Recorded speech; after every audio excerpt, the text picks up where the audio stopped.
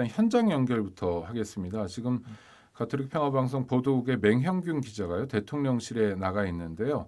오늘 윤석열 대통령이 5.18 민주화운동 기념식에 참석했던 소식 한번 들어보겠습니다. 맹형균 기자. 네, 용산 대통령실 청사에 나와 있습니다. 네. 윤 대통령의 기념사부터 한번 챙겨볼까요? 예, 윤 대통령은 막판까지 기념사를 직접 손을 봤습니다. 여러 차례 수정을 한 끝에 기념사를 확정했는데요. 크게 두 문장 정도 말씀드리고 싶은데, 먼저 자유민주주의를 피로써 지켜낸 5월의 정신은 국민통합의 주춧돌이란 대목이고요. 바로 이 부분이 직접 손글씨로 추가한 문구입니다. 음성 인서트 먼저 함께 들어보시죠. 자유민주주의와 인권의 가치는 우리 국민을 하나로 묶는 통합의 철학입니다. 그러므로 자유민주주의를 피로써 지켜낸 5월의 정신은 바로 국민통합의 주춧돌입니다. 네, 그리고 5월 정신은 보편적 가치의 회복이고 자유민주주의 헌법 정신 그 자체라고 말한 부분도 눈에 띄었습니다.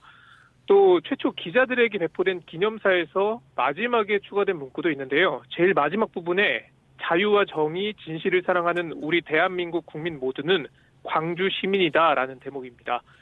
전반적으로 보면 취임사에 비해서 통합의 메시지가 많이 포함이 됐고요. 이번에도 역시 자유를 강조하긴 했는데 이 자유를 향한 시민들의 저항이란 점에서 5.18 정신을 자유와 연결지었습니다. 오늘 오전에 있었던 기념식에는 그 장관들, 내각하고 또 국민의힘 의원들도 대거 참석했다고 하는데요. 예, 맞습니다. 윤 대통령은 오늘 오전 서울역에서 KTX 특별 열차를 타고 광주로 향했습니다. 어제 임명된 한동훈 법무부 장관을 비롯해 각 부처 장관들, 그리고 대통령실의 참모진, 국민의힘 국회의원들이 함께했습니다. 그리고 임을 위한 행진곡을 참석자 전원이 함께 제창한 점도 눈에 띄었습니다. 그리고 기념식장에 들어설 때도 5.18 관련 단체 관계자와 유족, 학생들과 함께 민주의 문을 통해 입장했거든요. 그리고 윤 대통령은 유족들에게 매년 오겠다 이런 말도 남긴 것으로 전해졌습니다. 5.18 정신을 기억하고 계승해야 한다는 점은 지극히 당연합니다. 그런데 왜 이제서야 하는 생각까지 들 정도인데요. 사실 몇 년 전만 해도 보수 정당에서 5.18과 관련해 망언 논란이 벌어지기도 했었죠. 지극히 당연한 일이 2022년이 돼서야 바로잡혔다 이렇게 보여집니다. 물론 대통령실 참모진과 이 국민의힘 의원들에게 다 같이 내려가자라고 제안한 윤 대통령이 좀 국민 통합 행보를 보였다는 건 좀 긍정적인 평가를 받을 수 있는 부분입니다. 다만 앞으로도 이 5.18 정신을 폄훼하고 왜곡했던 역사는 이제 다시 반복되지 않아야 하겠습니다. 네, 또 다른 소식도 챙겨보죠. 한미 정상회담이 얼마 남지 않았는데요. 관련 소식 한번 전해주시죠. 일정이 좀 나오고 있죠?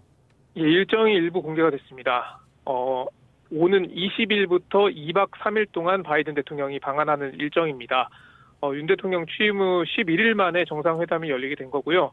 대통령실은 이 빠르게 열리게 됐다 이 점에 좀 의미를 부여하는데 그보다는 어떤 내용을 논의할 것이냐가 더 중요하겠죠.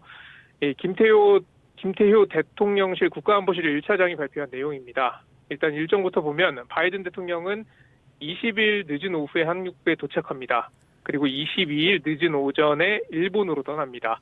2박 3일 동안 윤 대통령과는 매일 만나게 되고요. 메인 행사는 21일 토요일입니다. 한미 정상회담은 이른 오후에 소인수 회담으로 시작해서 확대 회담, 만찬까지 이렇게 해서 늦은 저녁까지 이어집니다. 회담이 끝나면 만찬 전에 회담이 끝나면 이제 결과를 정리한 뒤에 공동 기자회견을 하고요. 윤 대통령이 주최하는 공식 만찬은 국립중앙박물관에서 열립니다.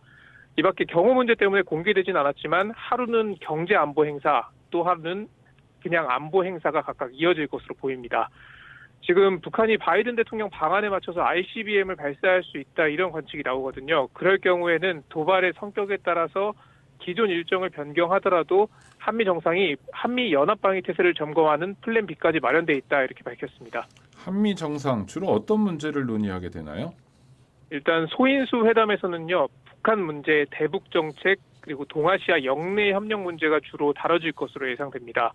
이어지는 확대 정상회담은 경제 안보 이슈가 메인이고 또 인도 태평양 영내 협력 아젠다 등이 주요 의제입니다. 예컨대 한미 연합훈련 같은 경우에 그동안 코로나 상황 등으로 축소 진행됐었는데 김태효 차장은 정례 훈련을 정상화하는 걸 목표로 두고 있다 이렇게 말을 했고요. 관심을 모았던 대북 백신 지원 같은 경우에는 현재 북측에서 응답이 없어서 좀 의제를 올리거나 할 단계는 아니다 이렇게 보고 있습니다. 또 우려되는 부분이 하나 있는데 미국의 핵 폭격기 등 미국의 전략 자산의 한반도 전개입니다. 이게 이제 확장 억제 전략 협의체라고 하는 건데 이거를 다시 강화한다는 방침인데요. 미국의 전략 폭격기 한반도 전개 이런 내용을 다루는 겁니다. 다만 어떤 전략 자산을 보내고 이런 논의까지는 아니겠지만 이 확장 억제를 강화한다 이 논의는 이뤄질 것으로 보입니다. 중국 견제를 위한 인도 태평양 경제 프레임워크 뭐 여기도 가입한다는 건 윤석열 정부가 사실상 기정사실화한 거죠? 예, 맞습니다. 이게 경제 안보 역시 주요 의제인데요. 그러니까 미국이 주도하는 영내 경제 협력 구상입니다.